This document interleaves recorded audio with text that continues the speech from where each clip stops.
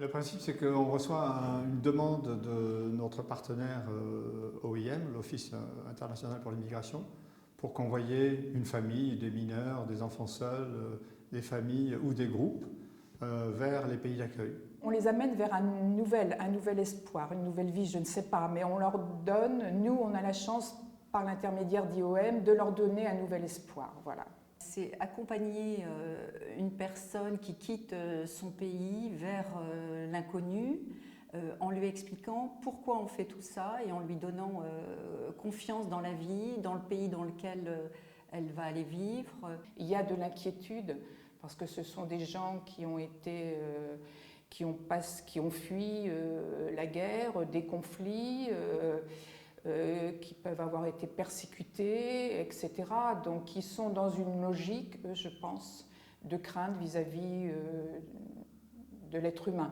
C'est vraiment un accompagnement à la fois psychologique, à la fois émotionnel, à la fois affectif. Ce qui est très intéressant, c'est la diversité des convoyages qu'on effectue. Parce que, bon, moi, j'ai eu des groupes jusqu'à 51 personnes, mais j'ai eu aussi des convoyages de jeunes adolescents, orphelins. Ce sont des gens très motivés avec une volonté féroce de pouvoir s'en sortir.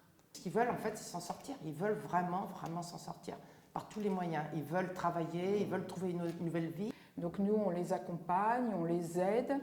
On est un peu leur ange gardien pendant tout ce voyage, ces voyages qui peuvent être très longs. Je pense qu'il faut vraiment les entourer aussi d'affection et d'humanisme.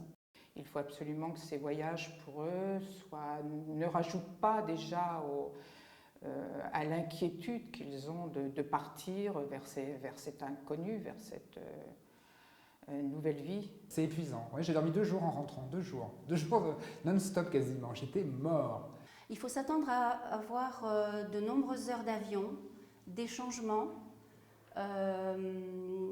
Il faut savoir vraiment s'adapter, avoir beaucoup d'adaptabilité. Les ressources qu'il faut aller chercher, c'est la disponibilité, de l'endurance, parce que c'est physiquement assez éprouvant. Je crois qu'il faut avoir l'habitude de voyager, de façon à ne pas se perdre dans les aéroports, parler l'anglais à peu près correctement, et puis savoir prendre les bonnes décisions quand il faut, parce qu'on se retrouve souvent face à des situations complètement inattendues, et il faut savoir réagir et s'en sortir.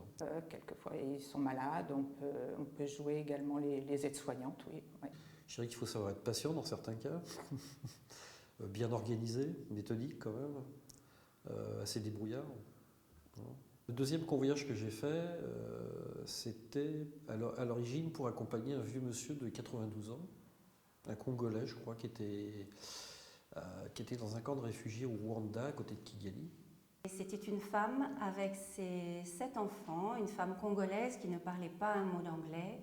Elle connaissait juste quelques mots de français, c'est tout, et ses 7 enfants. Il y avait 2 jumelles de 11 ans, un garçon de 9 ans, 2 jumeaux de 6 ans, une petite fille de 3 ans et un bébé d'1 an. J'ai été cueilli quand j'ai laissé Patrick, le premier garçon que j'ai accompagné, là, un jeune adolescent de 15 ans, quand je l'ai laissé à Richmond après un périple étonnant d'ailleurs qui surprendrait beaucoup de mes amis navigants qui, s'ils savaient ce genre de rotation, c'est impossible. C'est Paris-Nairobi, Londres, New York, New York, Richmond, New York, New York, CDG. Tout ça du lundi au vendredi. On en plafonne beaucoup les temps d'engagement. La petite fille assise à côté de moi, les autres réfugiés lui parlaient, parce que bon, c'était quand même le déchirement. Ils m'ont annoncé qu'en plus du monsieur, il y avait 55 personnes. Je suis dit, bon, bah, ok, quand on aime, on compte pas, donc allons-y. Quand on a passé les formalités à Londres, il y avait le dernier, le tout petit, qui avait envie de faire pipi. Et le monsieur dit, ouais, mais non, ça va pas être possible. Je dis, mais attendez, c'est humain, il veut faire pipi et tout. Non, parce qu'on était dans le passage des formalités. Et c'était hors de question. Et donc, il a fait pipi sur lui. Elle partait dans tous les sens, la petite fille, parce qu'elle ne connaissait pas, elle ne savait pas. Elle ne savait même pas ce que c'était qu'un avion. De toute façon, elle l'a vu qu'à la dernière minute, quand on est monté au transit. Il s'est mis à genoux, il s'est mis à prier, à taper par terre avec sa canne, en plein milieu de tous les autres gens. Bon, ça commence à être bien, donc je lui ai dit, me suis dit, je vais le laisser terminer parce que n'importe comment, je ne peux rien faire d'autre. Après, il s'est relevé. Et puis, je lui ai fait comprendre qu'il faut qu'il me suive dans la file pour remonter dans l'avion. Et là, impossible. Il s'est mis à tourner autour des gens en criant en swahili, en tapant par terre avec sa canne. Et il n'y avait plus moyen de le rattraper. Donc, c'était quand même un grand moment de solitude. Encore un truc qui m'a frappé, c'est qu'à un moment, j'ai acheté des gâteaux au chocolat et je lui ai donné, j'ai donné tout le paquet. Ben, elle a partagé avec les autres enfants qui étaient là. Et je trouvais ça extraordinaire. Et là, arrivé dans l'avion, il s'est assis sur le bout du siège. Impossible de lui mettre sa ceinture de sécurité. L'hôtesse est passée, me dit, monsieur, faut vous en occuper, il ne peut pas rester assis sur le bout du siège et tout ça. Ben, je lui ai dit, allez-y. Moi, j'ai pas réussi, elle a essayé, elle n'a pas réussi. Et il a fait New York Phoenix, assis sur le bout du siège, sans ceinture de sécurité. On a fait des photos dans les aérogares différents qu'on a croisés, enfin partout devant les avions.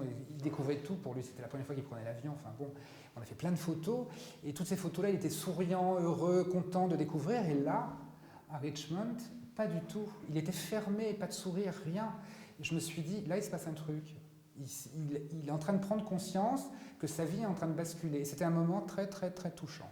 Et là, je me suis dit, bon, il faut que je me retire. Et voilà, je suis allé prendre le taxi pour aller à l'hôtel. Et c'était un grand moment de solitude. Oui, c'est difficile. Mais en même temps, l'étape suivante, c'est cette famille d'accueil qui va le faire grandir aux États-Unis. Et c'est super, c'est bien. Mon rôle était terminé. C'était poignant. C'était la dernière étape vers leur nouvelle vie, vers une vie toute simple où ils allaient simplement juste ne plus avoir peur pour leur vie, pouvoir manger, pouvoir vivre. Cette femme allait pouvoir donner une éducation, une situation, quelque chose à ses enfants.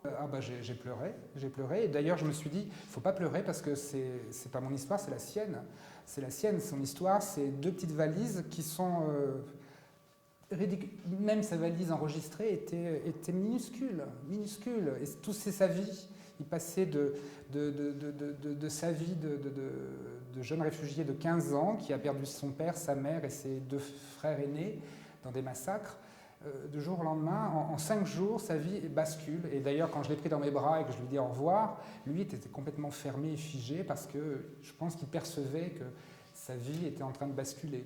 Et ça, c'est des moments très très forts. Oui. À l'arrivée, on découvre la neige. Alors, ils arrivaient d'Addis Abeba. Forcément, ils n'en avaient pas vu beaucoup.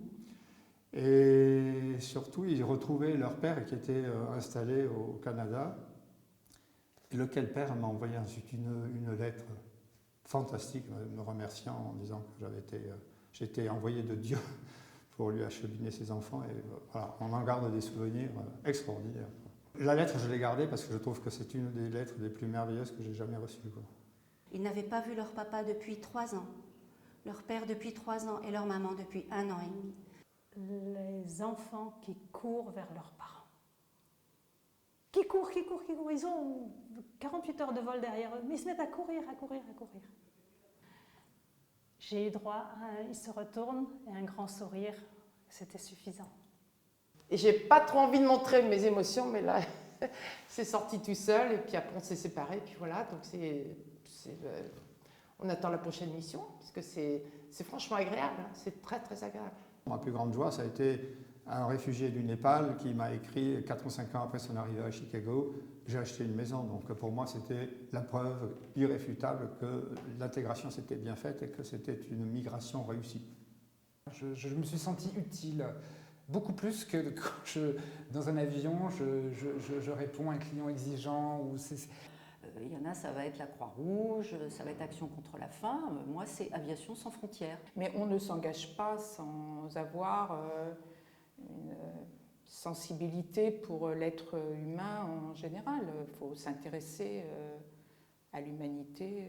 J'ai envie de recommencer le plus vite possible, parce que c'est un shoot d'adrénaline, il y a quelque chose de très fort dans ce rapport humain qui est vrai, qui est très vrai. S'engager rend heureux, je veux dire, on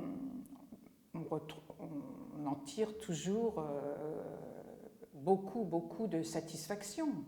Beaucoup de satisfaction. Il faut dire que ces personnes-là qu'on accompagne vivent des choses tellement fortes, tellement incroyables que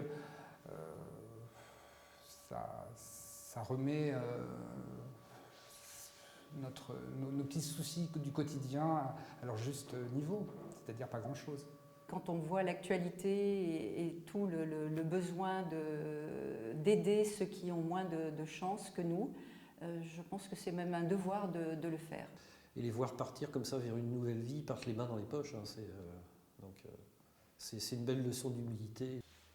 Je ne sais pas, parce que je ne m'attendais pas à autant d'émotions. Voilà, c'est l'émotion qui m'a envahi. C'est émouvant, c'est l'émotion que l'on ressent et le bonheur de voir ces familles qui sont enfin arrivées. C'était un moment très émouvant, quoi. Se consacrer du temps aux autres, c'est toujours important et c'est pas négligeable dans la vie. Ça nous permet aussi à nous de relativiser les choses. Je conseillerais à tout le monde de le faire. C'est vraiment waouh. Et je me demande pourquoi je ne l'ai pas fait avant d'ailleurs. J'aurais pu peut-être le faire quand j'étais en activité. On ne revient pas d'un convoyage de réfugiés tout à fait de la même façon que quand on est parti. Et je pense que c'est peut-être une petite goutte d'eau, mais si chacun le fait, on arrivera à avoir peut-être un peu plus de paix dans certains pays. Beaucoup d'émotions, beaucoup d'émotions. L'engagement rend heureux et je ne connais pas un bénévole qui ne m'ait pas dit ça. Les gens me disent toujours, ce qui m'épate, c'est de voir que ces gens qui n'ont rien sont souriants. Et moi, le fait de les aider, ça me rend heureux. Donc voilà, c'est une satisfaction qui est primaire et primordiale.